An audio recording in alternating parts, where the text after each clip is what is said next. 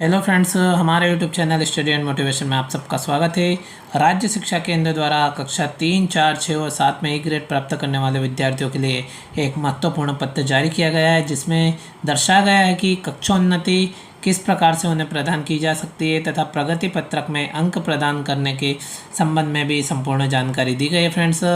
और किस प्रकार से आप उपचारात्मक अध्ययन अध्यापन करवा के बच्चों का शिक्षण करवा के उन बच्चों के प्रश्न पत्र किस प्रकार से ले सकते हो और किस प्रकार से उनके अंकों की प्रविष्टि आप पोर्टल पर कर सकते हैं। साला स्तर पर अंकों की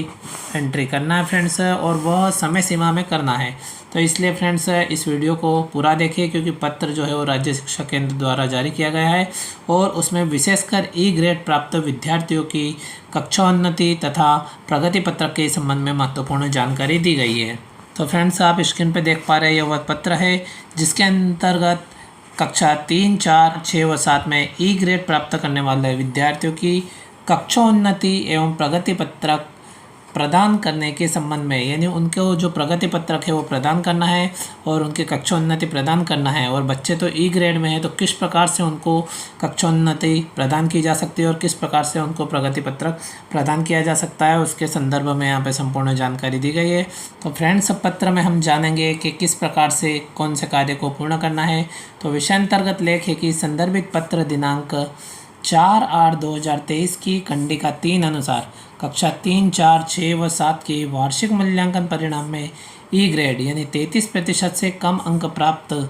करने वाले छात्रों का उन विषयों में शाला स्तर पर उपचारात्मक शिक्षण कराए जाने एवं अपेक्षित दक्षता प्राप्त करने के उपरांत कक्षोन्नति प्रदान किए जाने के निर्देश प्रदान किए गए थे।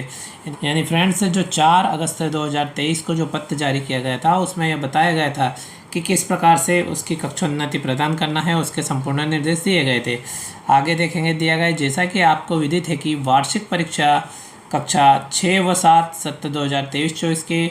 छात्रवार समग्र प्रगति पत्रकों की प्रिंटिंग परीक्षा पोर्टल के माध्यम से की जाना है। संदर्भित पत्र दिनांक 1 अप्रैल 2024 के परिपालन में आपके द्वारा 6 व 7 में दर्ज छात्रों के मासिक टेस्ट, अर्धवार्षिक परीक्षा, वार्षिक परीक्षा एवं सहशैक्षिक क्षेत्र एवं व्यक्तिगत सामाजिक गुणों में प्राप्त ग्रेड की प्रविष्टि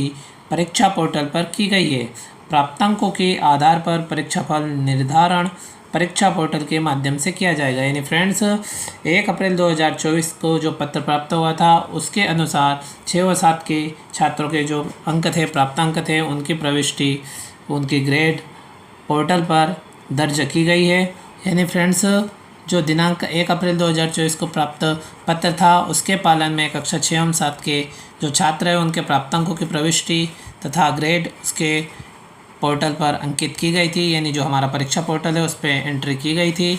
इस प्रकार से इसमें दिया गया है। और आगे देखेंगे तो दिया गया है कि संदर्भित पत्र दिनांक 4 अगस्त 2023 के परिपालन में शाला स्तर पर ई ग्रेड प्राप्त छात्रों का संबंधित विषयों में अपेक्षित दक्षता प्राप्त करने हेतु उपचारात्मक शिक्षण कराया गया होगा। यानी फ्रेंड्स पहले ही पत्र राज्य शिक्षा केंद्र द्वारा जारी किया गया था और वो 4 अगस्त 2023 को जारी किया गया था, जिसमें निर्देश दिए गए थे कि बच्चों की ई ग्रेड जिनको प्राप्त हुई है उनका उपचारात्मक शिक्षण कराया जाना है। तो इस प्रकार से इसमें दिया गया है कि अपेक्षित दक्षता प्राप्त करने हेतु उपचारात्मक शिक्षण कराया गया होगा। फिर आगे दिया गया है कि निर्देशित किया जाता है कि छात्रों द्वारा अपेक्षित दक्षता प्राप्त करने की पुष्टि हेतु शाला स्तर पर दिनांक 22/6/2024 तक मूल्यांकन कार्य पूर्ण किया जाकर विषयवार संशोधित प्राप्तांकों की प्रविष्टि परीक्षा पोर्टल पर की जाए। यानी फ्रेंड्स उनकी अपेक्षित दक्षता यदि पूर्ण हो गई है तो उनका मूल्यांकन कार्य करना है, यानी शाला स्तर पर उनका मूल्यांकन करना होगा। इस प्रकार से इसमें स्पष्ट किया गया है कि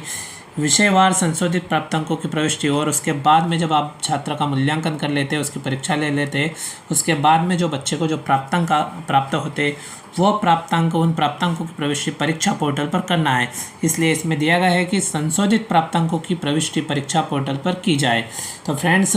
इसमें स्पष्ट होता है कि जो बच्चे ई ग्रेड प्राप्त कर अनुत्तीर्ण हो गए हैं या उत्तीर्ण नहीं हो पाए, उन छात्रों की पुनः मूल्यांकन करके परीक्षा लेना है, शाला स्तर पर उनका मूल्यांकन कार्य पूर्ण करना है और उसके बाद विषयवार संशोधित प्राप्तांकों की प्रविष्टि परीक्षा पोर्टल पर करना है। और इस हेतु आप देखेंगे तो दिया गया है कि इस हेतु परीक्षा पोर्टल पर दिनांक 25/6/2024 तक मुख्य परीक्षा में ई ग्रेड प्राप्त करने वाले विद्यार्थियों के संशोधित प्राप्तांकों की प्रविष्टि हेतु सुविधा उपलब्ध रहेगी और दिनांक 25/6/2024 को शाम 5 बजे तक सुविधा लॉक कर दी जाएगी। यानी फ्रेंड्स, यह कार्य करने के बाद में, मूल्यांकन कार्य करने के बाद में अंकों की प्रविष्टि हेतु इसमें स्पष्ट दिया गया है कि परीक्षा पोर्टल पर 25/6 यानी 25 जून 2024 तक मुख्य परीक्षा में ई ग्रेड प्राप्त करने वाले विद्यार्थियों के प्राप्तांकों की प्रविष्टि रहेगी। तो इसलिए फ्रेंड्स,